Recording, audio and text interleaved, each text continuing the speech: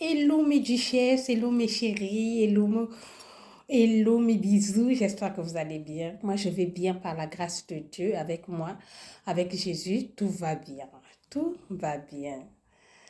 Je viens te raconter une histoire. Assieds-toi ma chérie, ça va te servir de leçon dans ton foyer. Quand on est des sœurs en Christ, toi et moi, non? Bon, cette histoire s'est passée dans une église. On est des sœurs en Christ. Donc c'est une sœur en Christ et l'autre sœur en Christ. Une sœur en Christ de protocole et elle est amie avec une sœur en Christ qui balaie l'église. Elles se parlent, elles se sont vraiment des amies. Après l'église, elles s'appellent au téléphone, elles papotent au téléphone et tout. Mais il s'avère qu'une fois, la sœur en Christ qui fait le protocole à l'église appelle l'autre pour lui dire que, écoute, moi, j'avais à te dire quelque chose, j'avais caché ça, mais maintenant là, ça commence à devenir un poids pour moi, un fardeau pour moi, et tout. La copine lui dit, la sœur en Christ lui dit, ah, d'habitude, on se cache rien, mais qu'est-ce qui ne va pas? Après, il dit, non, ces derniers temps, mon mari, j'ai l'impression qu'il m'aime plus, il me touche plus, il me calcule plus. Quand il travaille pas, il sort le matin, il rentre le soir, je le vois plus. Donc parfois quand il arrive, je dors déjà. Le matin, je vais travailler. Donc c'est comme ça la routine. Cela fait déjà plus de 2 mois. La sœur en Christ, celle qu'on appelle la sœur en Christ, celle qui se réveille tôt le matin, celle qui vient balayer l'église, elle dit à sa sœur en Christ, ah bon, mais ça c'est pas un problème. Si tu veux, moi je connais un monsieur vraiment qui soigne traditionnellement. Hein, il soigne traditionnellement, il peut te rattraper le cœur de ton mari. Le cœur de ton mari est en train de partir. Donc, il peut faire revenir le cœur de ton mari vers toi. Hein? Donc, si ça t'intéresse, je connais le monsieur. Elle dit, ah, la soeur en Christ dit vraiment, toi, tu as déjà pratiqué avec ce monsieur. La soeur en Christ dit, oui, oui, oui, oui. Je suis tout le temps avec lui. Je pratique. Quand il m'arrive un obstacle, je vais le voir. Lui, il arrange et tout. Allez. La sœur orchestre a dit, elle acceptait, elle a dit oui, d'accord, tu m'emmèneras. Ils sont partis. Ils arrivent là-bas. Le monsieur, c'était un féticheur. Elle ne pouvait plus reculer. Elle rentre, elle va voir le monsieur. Ils ont enlevé les chaussures, on leur a dit enlever les chaussures et tout, ils ont enlevé les chaussures. Et après, le monsieur a fait sa tradition, ces trucs-là, hein, ces trucs diaboliques. Le dehors est diabolisé, les amis. Le dehors est diabolisé. Donc le monsieur, le féticheur, a fait tout ce qu'il pouvait faire. Il lui a donné une pension. Il a dit, cette pension-là, quand tu arrives chez toi à la maison, tu mets ça dans la nourriture. Tu mets ça dans la nourriture. Quand tu prépares ton mari, tu mets ça dans la nourriture de ton mari. Tout est fait dedans. Quand ton mari va manger ça, il va t'aimer à la folie. Il va t'aimer à chaque instant que tu passes devant lui. Il a envie de toi. Tout ce que tu vas dire, il va dire oui. Hein? Il va t'aimer vraiment à la folie. Même quand il est dehors, son cœur va battre pour venir te rejoindre. La sœur en Christ a pris la pension. La sœur en Christ est arrivée à la maison avec sa pension. Elle a fait tout ce que le féticheur avait dit. Elle a mis la pension dans la nourriture. Elle a servi à table. Elle a fait la table pour son mari et tout. Elle appelle, mon chéri, t'es où? Non, mais bientôt je vais arriver là, mais si je viens, je vais faire un aller-retour, hein, parce que vous voyez, le monsieur sort tout le temps. Je viens seulement déposer quelque chose parce qu'après, elle a dit, moi j'ai fait à manger, mais avant de repartir, tu dois manger. Oh, ben j'espère que c'est déjà prêt parce que euh, j'ai pas vraiment le temps. Alors, là, la dame a tout fait sur la table, elle a mis. Il lui manquait quelque chose sur la table. Comme le monsieur, il mange que du piment, il lui mangeait et elle n'avait plus de piment. Elle a dit, non, je vais descendre pour aller acheter le piment. Hein? Écoutez bien, mes amis. Quand elle est descendue pour aller acheter le piment, les enfants qui viennent manger à midi, vous m'écoutez bien, j'espère. Les enfants, ils viennent manger à midi à la maison. Donc, l'une de ces filles qui est arrivée, elle aime tellement trop manger. Au lieu de passer par la cuisine, elle voit on a dressé la table de son papa. Elle vient manger. Donc, la fille, là, c'est l'aînée, elle a 16 ans. Elle vient manger dans l'assiette de papa qu'on avait déjà servi. Hein? Il y avait la pension dedans. Donc, la femme, elle arrive. Quand elle arrive avec son piment, elle voit sa fille assise. Eh, mais quitte là, c'était pas pour toi. Mais l'enfant dit, mais si c'est pour papa, papa c'est mon papa. Il va pas me tuer pour la nourriture. Elle a dit, non, t'as déjà mangé. Elle a dit, ben non, j'allais manger, j'allais manger. Tu allais manger, t'as pas mangé? Oui, j'allais manger. Alors que la petite, elle avait mangé, elle avait léché bien sa cuillère de peur que sa maman la frappe. Elle avait laissé sa cuillère, donc elle avait déjà pris une cuillère, elle l'avait mis dans sa bouche.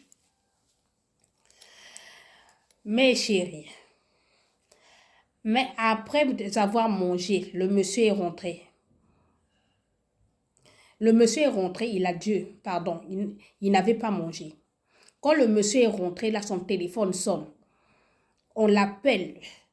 Non, il faut venir, il faut venir, il faut venir. Il te dit, bon, ben moi, je descends, j'y vais, là, on m'a appelé. Je rentre pas aujourd'hui, hein, je vais là, je sais pas si je veux rentrer. La nourriture est restée comme ça, mais la fille avait mangé. La fille avait mangé la nourriture. Hein? Après, le monsieur, la dame était tellement découragée à laisser la nourriture à table, toujours, mais le diable est mauvais toujours, à ramener encore le mari à la maison. Oh ben, comme tu as dressé la table, quand même, je dois quand même manger un tout petit peu. Je ne dois pas te laisser ta table comme ça sans manger. Donc, le monsieur a pris la nourriture. Le monsieur a mangé. Mes chéris, le monsieur a mangé sa nourriture. 2 semaines après, le monsieur a commencé à aimer sa fille. Sa fille là a commencé à aimer son papa. Quand son papa est même dans la douche, elle est ronde. Son papa dit, je suis dans la douche.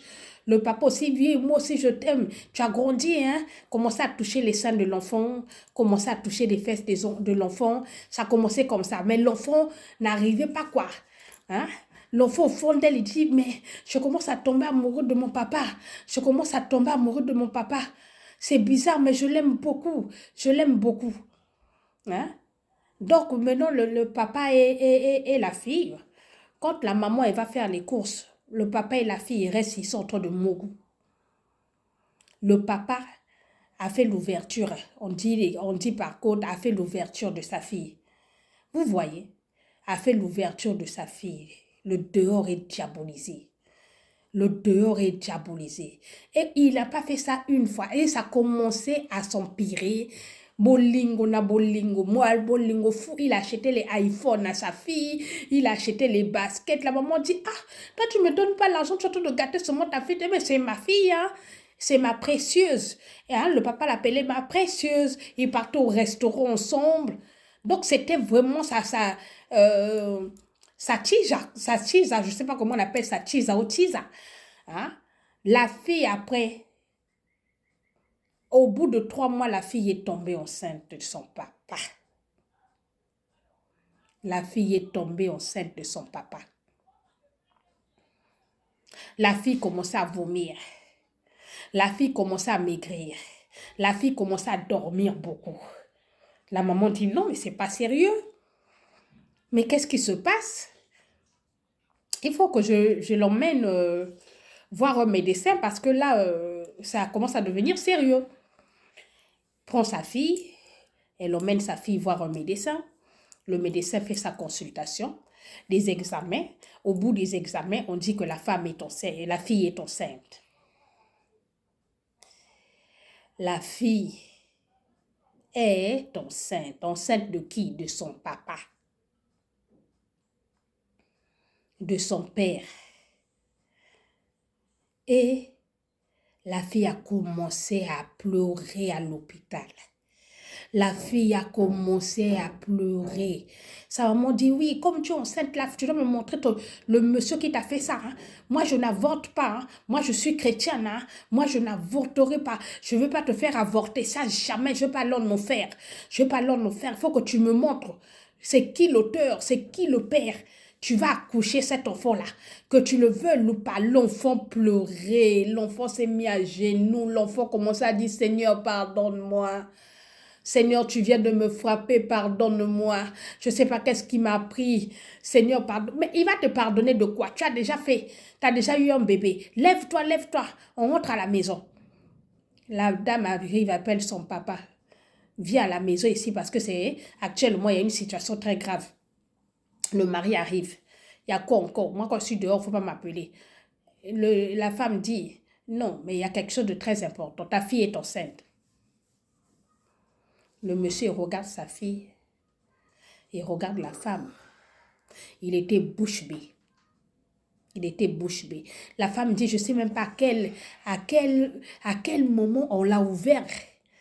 Je ne sais pas à quel moment on l'a ouvert parce qu'elle va à l'école, elle rentre à la maison, elle n'est pas dehors, elle ne traîne pas avec ses amis. J'aime pas qu'elle traîne avec ses amis, elle est toujours à la maison. Je ne sais pas à quel moment ça s'est passé. Je dois retrouver cet homme, on doit aller retrouver cet homme.